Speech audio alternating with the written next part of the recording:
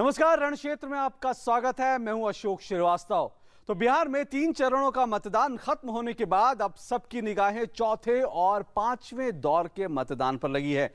चौथे दौर में जहां 7 जिलों की 55 सीटों के लिए वोट डाले जाने हैं, वहीं 5वें दौर में 9 जिलों की 57 सीटों पर मतदाता अपने मताधिकार का इस्तेमाल करेंगे। रण क्षेत्र में आज हम बात करेंगे फुलपरास और प्राणपुर विधानसभा क्षेत्रों की। दोनों ही विधानसभा क्षेत्रों का जायजा लिया है हमारे संवाददाता अनुज यादव ने। अगर 2010 के विधानसभा चुनाव की बात करें तो फुलपरास विधानसभा में जेडीयू की गुलजार देवी ने जीत हासिल की थी और उन्हें 36,113 वोट मिले थे। गुलजार देवी ने राजद के वीरेंद्र कुमार चौधरी को हराया था, जिन्हें 23,769 वोट मिले थे। इन दोनों के बीच 12,344 वोटों का यानी अच्छा खासा अंतर था। इसी तरह 2010 में प्राणपुर विधानसभा की बात करें तो वहां भाजपा के विनोद कुमार सिंह विजयी रहे थे। उन्हें 43,660 वोट मिले थे। विनोद कुमार सिंह ने एनसीपी की इशरत परवीन को हराया था, जिन्हें 42,944 वोट मिले थे। लेकिन इन दोनों के बीच का जो वोटों का जो फासला था वो महज 716, सिर्फ 716 वोट का था।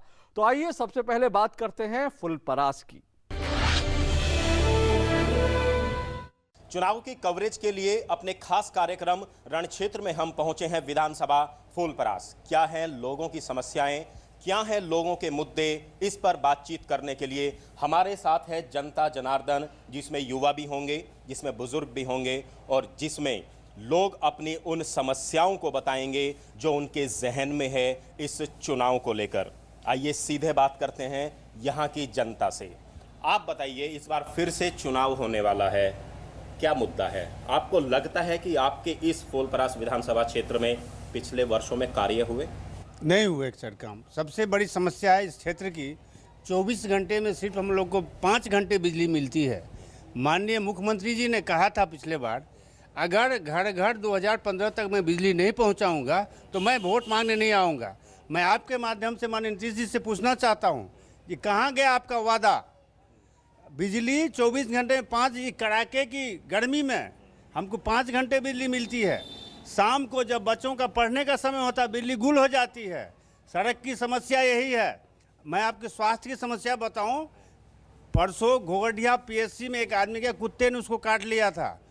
डॉक्टर ने बोला सुई नहीं है। मैंने सिविल सर्जन मधुबनी से पूछा क्या बात है, हमने हमारे यहाँ तो है, मंगवा लीजिए। स्थिति ये बनी हुई है। तो कुल मिलाकर बिजली एक बहुत बड़ी समस्या है। अगर 4 से 5 घंटे बिजली आएगी तो अंदाजा लगाया सकता है कि किसान कैसे काम करेगा। आप बताइए, किसानों की क्या दिक्कतें हैं अगर मैं इस इलाके की बात करूं? सबसे पहले किसानों की समस्या सुखाड़ है। पानी का एकदम अभाव है।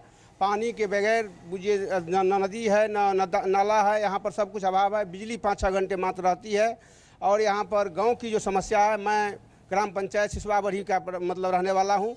वह फुलपरास प्रखंड में पड़ता है। वहाँ पर एमएलए और एमपी का वहाँ पर घर है, लेकिन वहाँ पर सड़क की उद्घाटन हो गया है, लेकिन 6 साल बीत गए, लेकिन कोई काम नहीं हुआ। इतना घुटना भर पानी है और वहाँ कीचड़ है।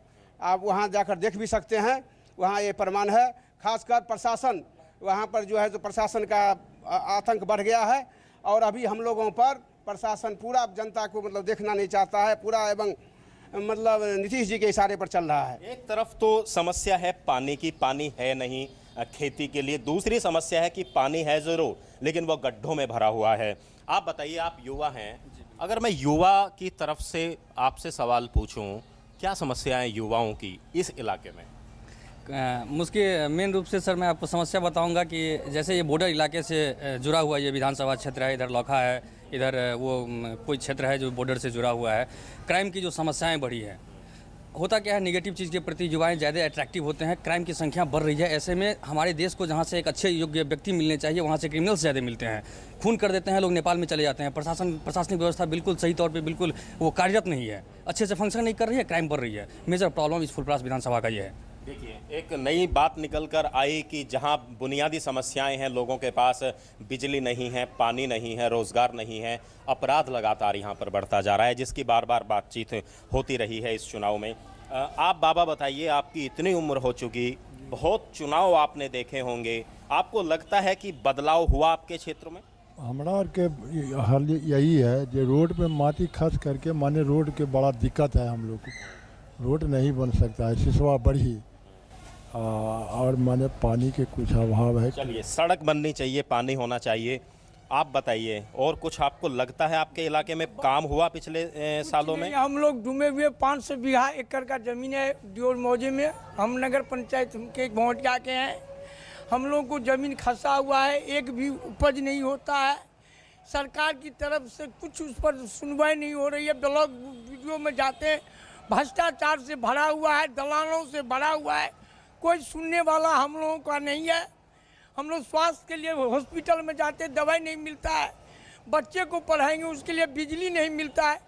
किनसे अब इस सरकार से तो हम लोग ऊब गए, इससे बढ़िया तो हम लोग मर जाते हैं, वही अच्छा होता है। इससे कुछ भला होने वाला नहीं है, न हुआ है। ये एक बुजुर्ग का दुख है जिन्होंने बहुत चुनाव देखे, बहुत मतदान किया, लेकिन आज उनकी स्थिति ये है कि उनके बातों में गुस्सा साफ झलकता हुआ नजर आ रहा है। आप बताइए बाबा, आप बताइए कि आपका जो फूलपरास विधानसभा क्षेत्र है, नेता वोट मांगने तो आते हैं, लेकिन वोट मांगने के बाद फिर दिखाई देते हैं? कोई नहीं, कोई एक बार भी जनता के सामने, हम लोगों के सामने नहीं आता है। और इतना हो गया है कि शिक्षा के क्षेत्र में, बिजली के क्षेत्र में न बिजली आता है। नीतीश वादा करके चला गया। शिक्षा ऐसा है पूरे बिहार का, हमारे गांव का, हमारे इलाका का, फुलपरास विधानसभा क्षेत्र का, जो शिक्षा में बच्चे लोग जाते हैं और दीवार पर बंदर के जैसे खेल खेलता रहता है। कोई देखने वाला नहीं है, यहाँ कोई टीचर नहीं रहता है, किसी प्रकार का शिक्षा नाम का चीज़ नहीं है। शिक्षा की कमी है, टीचरों की कमी है, लेकिन आप ईमानदारी से बताइए, अगर आपका नया नेता हो वो कैसा हो?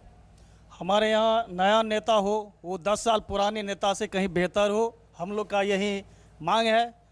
हमारे गांव का जो मुख्य समस्या है अभी, यहाँ हमारे गांव में बहुत बड़ा पावर ग्रिड होने के बावजूद भी मुश्किल से 5 से 6 घंटा बिजली रहती है। हमारे गांव में मुख्य सड़क नेशनल हाईवे रहते हुए भी वहां यात्री सुविधा नहीं है। वहां पानी के पीने के लिए एक चप्पा कल यहाँ के एमएलए लोग अभी तक नहीं करवा पाए हैं। हमारे यहाँ यही सबसे बड़ी समस्या है। बच्चे लोग स्कूल जाएंगे, इस पार से उस पार जाएंगे, इसके लिए अंडरपास की व्यवस्था नहीं है। एक अंडरपास बनवाया भी गया है, वहाँ जो है इतनी बड़ी माने गड्ढा है, पानी जो है, पानी 10 फीट पानी यहाँ 6 महीना से मौजूद है। पानी भरा हुआ है, जल भराव की एक बड़ी समस्या है इस इलाके में, क्योंकि बाढ़ जो है इस इलाके में आती है और वो बाढ़ का पानी कभी निकल नहीं पाता, उसके लिए कोई व्यवस्था यहाँ नहीं की जाती। आप बताइए बाबा, आप अपने विधानसभा को किस तरीके से देखते हैं? क्या होना चाहिए, क्या नहीं हुआ? सबसे ज़िंदगी में ज़रूरी है स्वास्थ्य की रक्षा। हमारे यहाँ रेफरल हॉस्पिटल है, कोई डॉक्टर नहीं, दवा नहीं। फूड सिक्योरिटी बिल लागू हुआ फरवरी में, हजारों आदमी का राशन कार्ड नहीं मिला। सारे आदमी का, गरीबों का राशन ये सरकार हजम कर जाती है, उनको राशन कार्ड नहीं दिया।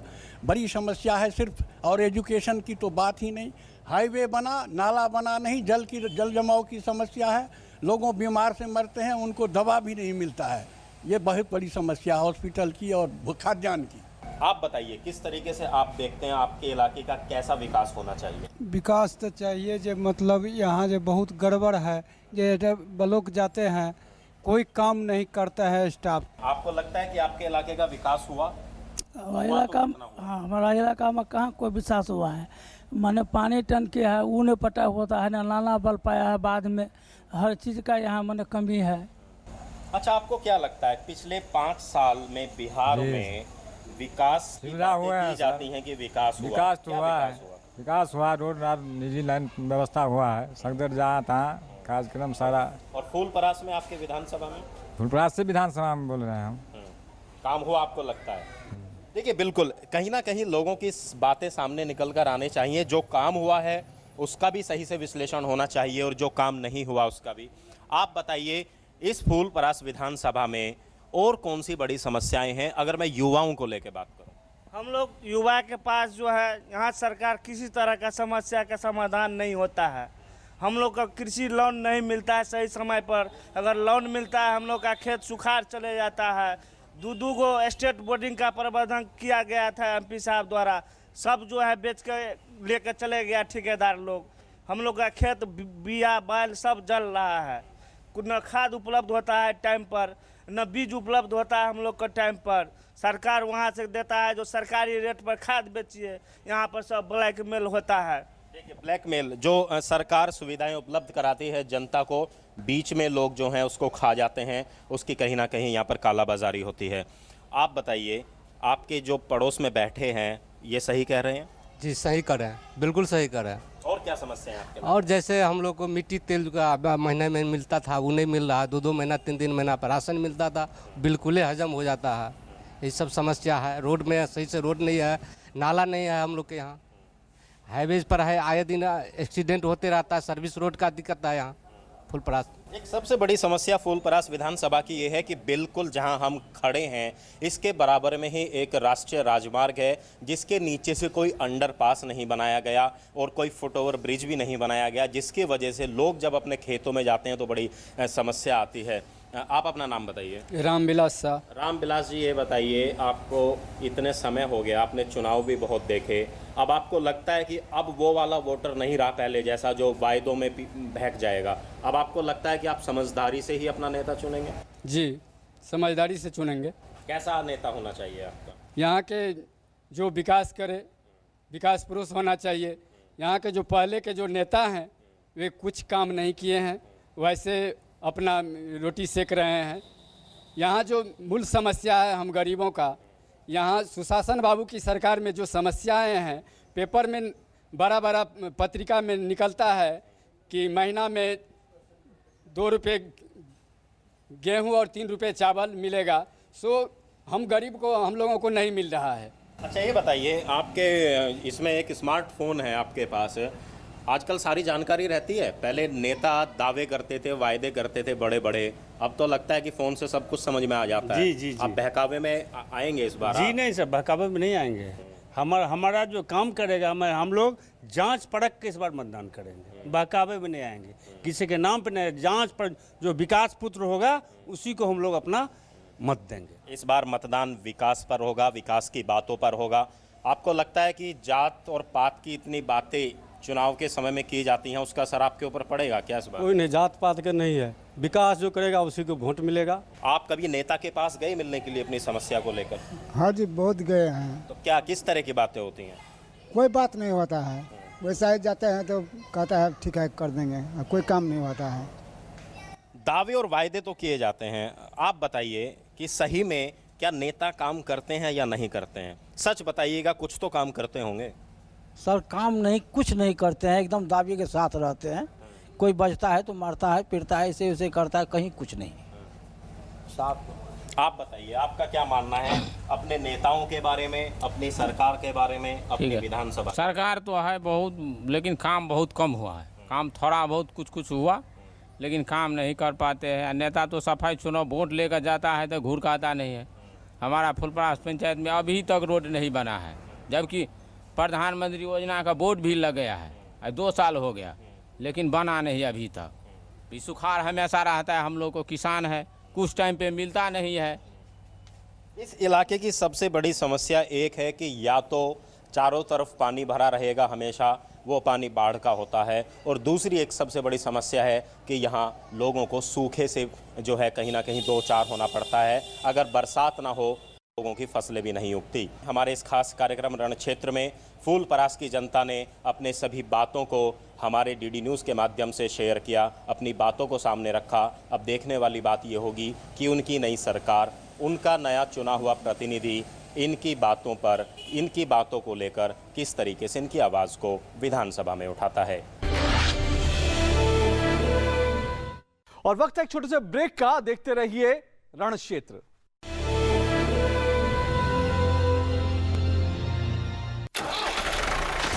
आ गया है नया 40 हॉर्स पावर खेती का बॉस महिंद्रा 415 DI।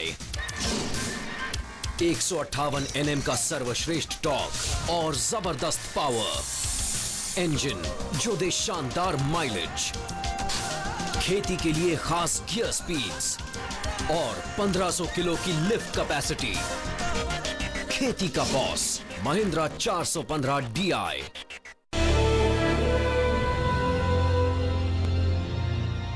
रणक्षेत्र में आपका एक बार फिर स्वागत है। ब्रेक पर जाने से पहले हमने आपको दिखाया था फुलपरास का सूरत हाल और अब आपको दिखाते हैं प्राणपुर की तस्वीर। रण क्षेत्र में आज हम पहुंचे हैं विधानसभा प्राणपुर। जी हां, प्राणपुर विधानसभा में लोगों की क्या है समस्याएं, क्या है मुद्दे और इस चुनाव में क्या चाहते हैं वो अपने जनप्रतिनिधि से, राजनेताओं से और राजनीतिक दलों से। इस पर बातचीत करेंगे सभी लोगों से, प्राणपुर की जनता से।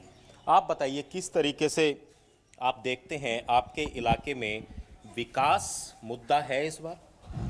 हाँ, विकास मुद्दा है लेकिन बहुत कमी है उसमें। ये लेके हम लोगों का खेती गृहस्थी में जो है अभी बिजली का लाइन उपलब्ध नहीं रहने के कारण जो है कि हम लोग डीजल से खेती करना पड़ता है और पंप सेट से, जो कि काफ़ी लागत होती है लेकिन लाभ उसमें नहीं के बराबर होता है। बिजली की एक समस्या है, डीजल से खेती करनी पड़ती है, इस तरह की समस्याएं हैं। अगर हम बात करें प्राणपुर की खास तौर से, ऐसे कौन से वो मुद्दे हैं जो इस विधानसभा चुनाव में उठने चाहिए, आप क्या मानते हैं? बिजली की सबसे बड़ी समस्या है। बिजली होने से यहाँ के किसान को राहत मिलेगा और स्वास्थ्य से भी संबंधित है। जो स्वास्थ्यकर्मी सब जो है समय पर यहाँ नहीं रहते हैं। रोड की समस्या है, रोड में पानी का जमाव हुआ है, कीचड़ लगा हुआ है, कोई देखभाल करने वाला प्रशासन को आवेदन देने के बावजूद भी कोई कार्रवाई नहीं होती है। बड़े बड़े दावे और वायदे चुनाव के समय में नेता लोग करते हैं। इस बार भी आपके इलाके में फिर से चुनाव है। आपको लगता है कि दावे और वादे जितने किए जाते हैं वो पूरे होते हैं? सब झूठ, एक भी वादे पूरा नहीं होते हैं। सिर्फ अपना अपना मकसद से अपना अपना काम करते हैं और अपना वर्चस्व लूटते हैं। वास्तविकता जो घटती है उसका न सुनवाई होता है और न किसी प्रकार का कोई कार्रवाई होता है। नेता आपकी उम्मीदों पर कितने खरे उतरते हैं? नेता उम्मीद पर खरा क्या उतरेंगे, जब विकास ही नहीं हो रहा है तो खरा क्या उतरेंगे। किस तरीके का विकास चाहते हैं? विकास, स्कूल बन गया, हॉस्पिटल बड़ा बड़ा बन गया, सड़कें बनी, ये सब हुआ, लेकिन सड़क पर पहले जैसा कीचड़ और पानी है। हॉस्पिटल बन गया लेकिन साधारण बीमारी में रेफर कर दिया जाता है पेशेंट को। ऊपर स्कूल बन गया लेकिन बच्चों में विकास नाम की चीज़ नहीं है। लगता है कि केवल खिचड़ी खाने के लिए जा रहे हैं लोग। ब्लॉक में बिना किसी बिचौलिया का कोई खास काम होता नहीं है। बहुत बढ़िया सवाल आपने उठाया कि यहाँ पर स्कूल हैं ज़रूर, अस्पताल हैं ज़रूर, अस्पतालों में डॉक्टर नहीं और स्कूलों में शिक्षक नहीं। आप किस तरीके से देखते हैं प्राणपुर विधानसभा इस बार जब आप चुनाव में वोट देने जाएंगे, आपके दिमाग में क्या बात रहेगी, कैसा विकास आपके इलाके का हो? प्राणपुर के नाम से प्राणपुर विधानसभा है और हम शिक्षा के नाम पर यहाँ के अगर हाई स्कूल को देखते हैं तो लगता है एक घौड़सवार है। यहाँ जानवरों का जमावड़ा है। आज तक प्राणपुर के नाम से विधानसभा रहने के बाद भी आज तक कोई नेता ऐसा नहीं हुआ है।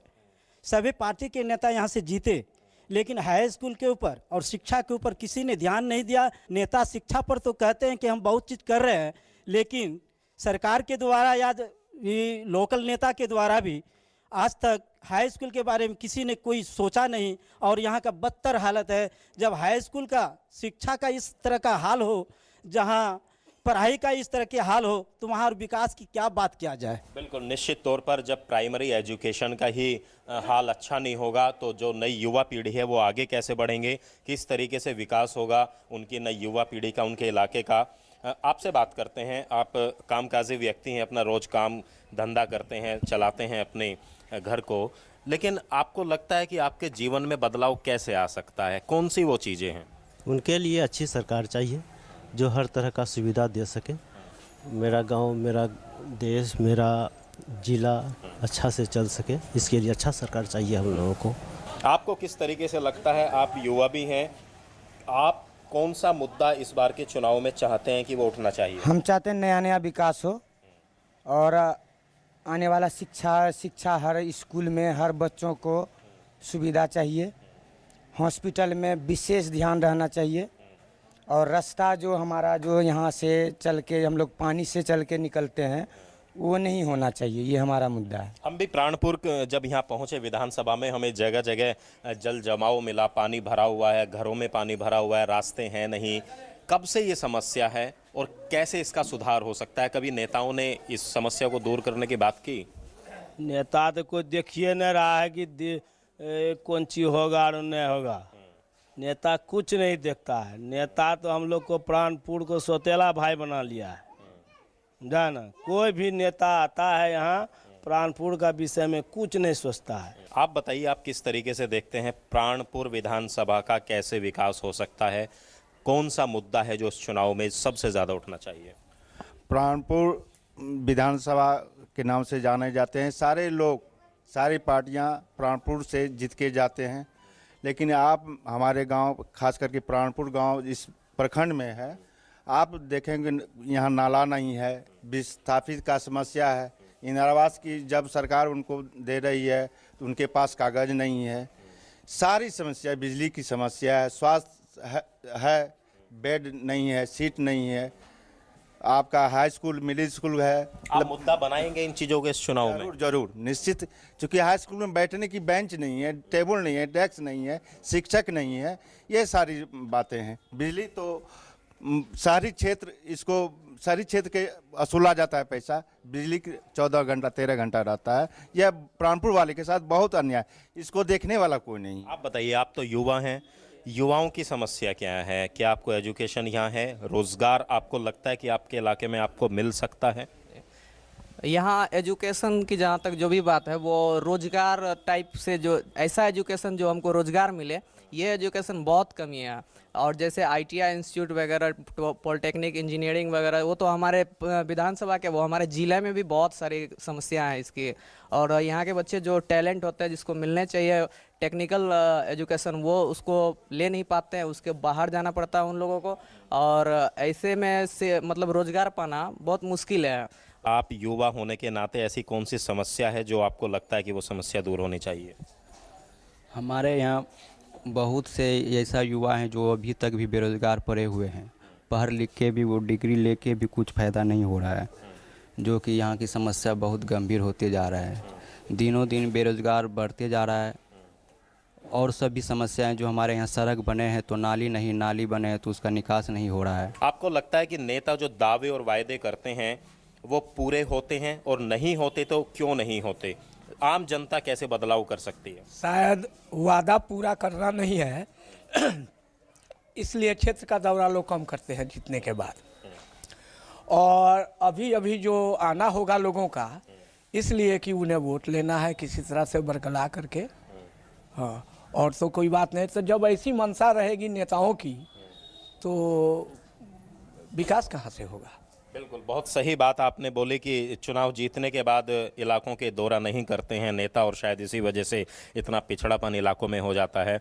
लेकिन आप तो युवा हैं, अब आपको लगता है कि इन सब चीज़ों में बदलाव आएगा और लोग बहकावे में नहीं आएंगे? बेशक बदलाव की तो बहुत ज़रूरत है क्षेत्र में। अगर बदलाव नहीं होगी तो संभव नहीं है कि हमारा जो इस क्षेत्र जो है विकास की ओर अग्रसर होगी। यहाँ पे जो भी जीत के जाते हैं, जाने के बाद फिर लौटना उनका मुश्किल नहीं है। क्या एम है उनके पास? एम लेके नहीं आते हैं। नेताओं के पास ही कोई मकसद नहीं होगा तो फिर इलाके का कैसे विकास करेंगे? आप बताइए, आपको क्या लगता है किस तरीके से आपके इलाके का विकास हो सकता है? मुद्दे क्या हैं इस चुनाव में? कौन सा मुद्दा बनाना चाहेंगे आप? मेरा मुद्दा है कि ये बनंदा जो है, बांध को करीब करीब सट गए हैं। इनके विषय में सरकार नहीं सोचते हैं, कब बांध को काट देंगे, इनके लिए सरकार कोई देखभाल नहीं करते हैं। यही मेरा बांध एक बहुत बड़ी समस्या है, जब कटान होता है तो पानी भरता है। किसानों की क्या समस्या है यहाँ पर? किस तरीके से किसान जूझता है और किसानों के लिए कुछ क्या होना चाहिए? देखिए, सबसे पहली बात यह है, यहाँ के किसान वो रिच नहीं है, पुअर है, और उनको सारी सुविधाएं उपलब्ध नहीं हो पाती है। जैसे क्या क्या? जैसे डुप्लीकेट आपको बीज मिलता है, उस बीज से वो चाहते हैं क्या कि हम प्रोडक्शन करें, फसल को आगे बढ़ावे। नतीजा होता है क्या कि वो हरासमेंट हो जाती है, किसान मर जाते हैं। दूसरी बात ये कि समस्या के बारे में जहाँ तक सवाल है, अनेक समस्याएं हैं। समस्या के बारे में सबसे पहला नंबर में ये मेरा कहना यह है कि कटिहार हम लोग का एक जिला है। दूसरी बात ये है क्या कि there are not any industrial area of this Katihar, because there are many unemployed student as a New Delhi for works. There are not any location in our Katihar district. Katihar was only for district, but they are not available as a suitable in Katihar district. बिल्कुल, बहुत सही बात इन्होंने बोली कि जिला तो कटिहार को बना दिया गया, लेकिन किसी तरीके का औद्योगिक विकास यहाँ पर नहीं हुआ, उद्योग धंधे यहाँ पर नहीं लगे। इसी वजह से जो रोजगार लोगों को मिलना चाहिए वो नहीं मिलता और लोग यहाँ से बाहर जाते हैं। आप बताइए, आपको किस तरीके से लगता है कि वास्तव में आपके इलाके में इतनी समस्याएं हैं, ये समस्याएं कैसे दूर हो सकती हैं? जब तक नेता जागरूक नहीं रहेंगे हमारे क्षेत्र के बारे में, तब तक इस समाधान नहीं हो सकेगा।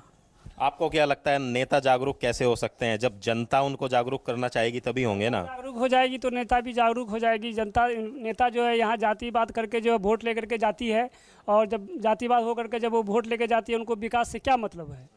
वो जानती है कि हम जातिवाद करके वोट लेते हैं और फिर इलेक्शन का चुनाव का समय आएगा, फिर जाएंगे क्षेत्र में, फिर जातिवाद करके जो है फिर वोट ले लेंगे, जीत के कुर्सी में चले आएंगे, तो वो विकास क्या करेंगे? भविष्य की राजनीति कैसी हो, नेता कैसे होने चाहिए और किस तरीके से आपके मुद्दे उठने चाहिए? जी, हमारे नेता बिल्कुल यहाँ के अच्छे होने चाहिए। यहाँ के जो भी नेता आते हैं चुनाव पर विशेष मुद्दा लेकर वादे करते, पर वादे पूरा नहीं करते हैं। वो अभी तक तो बहुत सारे वादे हुए पर एक भी वादे पूरा नहीं हुआ। यहाँ जो है कि खास एजुकेशन यानी शिक्षा की बहुत कमी है। और हम बता दें कि जिस जगह हम खड़े हैं ये एक बॉर्डर इलाका है और बॉर्डर इलाका होने के नाते जो सुविधाएं यहाँ तक पहुँचनी चाहिए थी वो यहाँ तक नहीं पहुँच पा रही हैं और शायद इन्हीं समस्याओं को लोग उठा रहे हैं। आपको लगता है कि आपके इलाके की जो समस्याएं हैं वो पटना तक जानी चाहिए और मुख्यमंत्री तक जानी चाहिए और उस तभी यहाँ का विकास होगा? जी, जानी चाहिए। जितनी भी समस्याएं हैं पटना तक जानी चाहिए ताकि इस समस्या से निवारण हो सके हम लोग। बिल्कुल, निश्चित रूप से सभी लोग चाहते हैं कि उनकी प्राणपुर विधानसभा का यहाँ पर विकास हो, लेकिन विकास तभी संभव हो पाएगा जब राजनेताओं के अंदर इस काम को करने की इच्छा होगी, और इच्छा तभी जागती है जब लोग इलाके के जागरूक होते हैं। आप बताइए कि अब लोग जागरूक हैं आपके इलाके के और इस बार मुद्दा बनाएंगे विकास को? आज़ादी का 67 साल हो चुका है। इस पर हम एक बात बोलना चाहेंगे शायरी कि आज़ादी आई भी तो क्या, कायम है गुलामी की रस्में, और जनता का जीवन आज भी है पूंजीपति और अफसर के बस में। जो गरीब था और गरीब बना, जो अमीर था और अमीर बना, और काला धन बनती जोरी में फिर किस विकास की बात कर रहे हैं?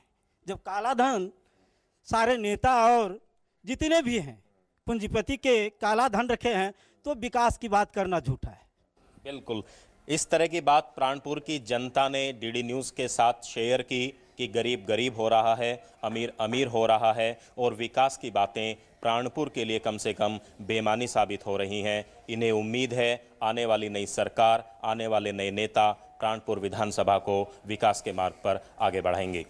अपने कैमरामैन राकेश कुमार के साथ अनुज यादव, डीडी न्यूज़, प्राणपुर विधानसभा। तो रणक्षेत्र में आज आपने देखा फुलपरास और प्राणपुर का हाल। रणक्षेत्र में आज बस इतना ही। हमारी पूरी टीम को दीजिए इजाजत, फिर मुलाकात होगी। फिलहाल नमस्कार।